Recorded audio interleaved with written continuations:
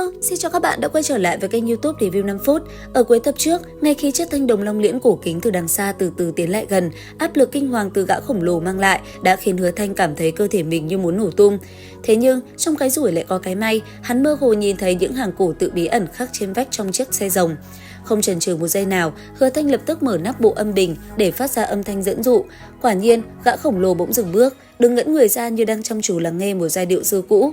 Nhận thấy diệu kế đã thành công, Hứa Thanh lập tức kích hoạt trạng thái huyền diệu, điên cuồng lao thẳng vào bên trong long liễn. Thế nhưng, khoảng cách càng rút ngắn thì uy áp càng khủng bố, thân thể Hứa Thanh trong nháy mắt xuất hiện vô số vết nứt ghê người, tinh huyết không ngừng tuôn ra như mưa. Trong tình thế ngàn cân treo sợi tóc, hắn lập tức khai mở đẩy mệnh hắc tán để chống đỡ, liều mạng tiến lên phía trước và thành công lọt vào bên trong. Bước vào đây, Hứa Thanh như lạc giữa một tòa thần điện vĩ đại của thời thái cổ. Trên vách đồng khắc chi chít vô số bùa chú huyền bí.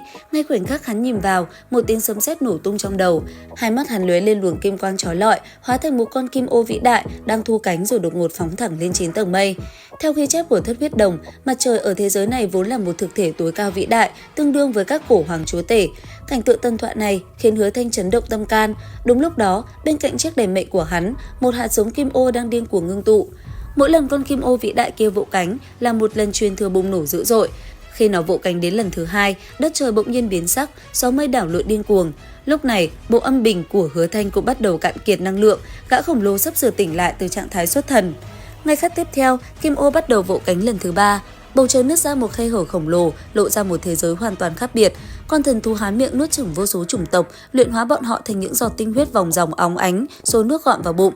Giữa lúc Hứa Thanh đang vô cùng kinh hãi, kim ô bỗng quay ngoắt đầu lại, ánh mắt vạn cổ của nó xuyên qua thời không, khóa chặt lấy Hứa Thanh, truyền thừa bản mệnh chi pháp, kim ô luyện vạn linh.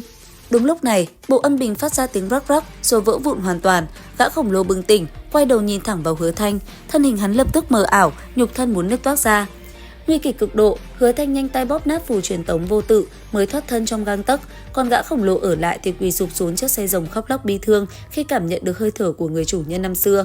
Trở lại với thương thế đầy mình, Hứa Thanh lập tức dùng tử thủy tinh để điên cuồng khôi phục. Đã từng trải qua vụ đoạt đèn mệnh thập tử nhất sinh, thương thế lần này đối với hắn chẳng thấm tháp vào đâu, trái lại trong lòng còn thầm vui mừng khôn xiết, bởi vì bóng hình kim ô trong cơ thể hắn lúc này đã hoàn toàn ngưng tụ, sống động như thật.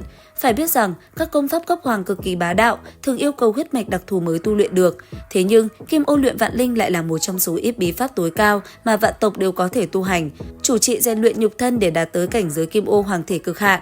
Để kích hoạt hạt giống này, Hứa Thanh phải dùng chính khí huyết của bản thân để ôn dưỡng. Hắn chấp nhận để nó hút sạch khí huyết đến mức cơ thể khô héo như xác ướp, thậm chí dung hợp cả sát ảnh vào trong nhưng vẫn thiếu một bước cuối cùng. Không ngần ngại, Hứa Thanh lấy luôn khối huyết nhục quỷ dị mà đội trưởng đưa cho ở khu cốt lõi pháp thuyền để dung hợp vào cơ thể. Ngay lập tức, một dị tượng kinh hoàng xuất hiện.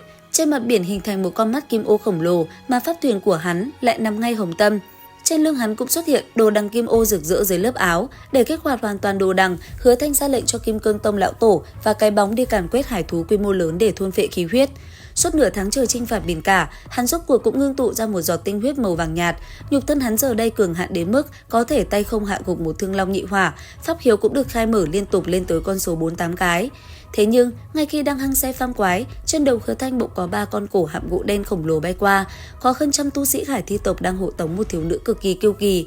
Điều đáng nói là, thiếu nữ này cứ ôm tay một gã Hải Thi tộc mặc bạch bào, liên tục nũng nịu gọi gã là Hứa Thanh ca ca và muốn gã làm nam sủng của mình, mà tên Hứa Thanh kia lại còn gật đầu đồng ý cái rụp. Nhìn cảnh tượng này, Hứa Thanh thật ở dưới nước chỉ biết đứng hình mất 5 giây vì hoang mang tột độ.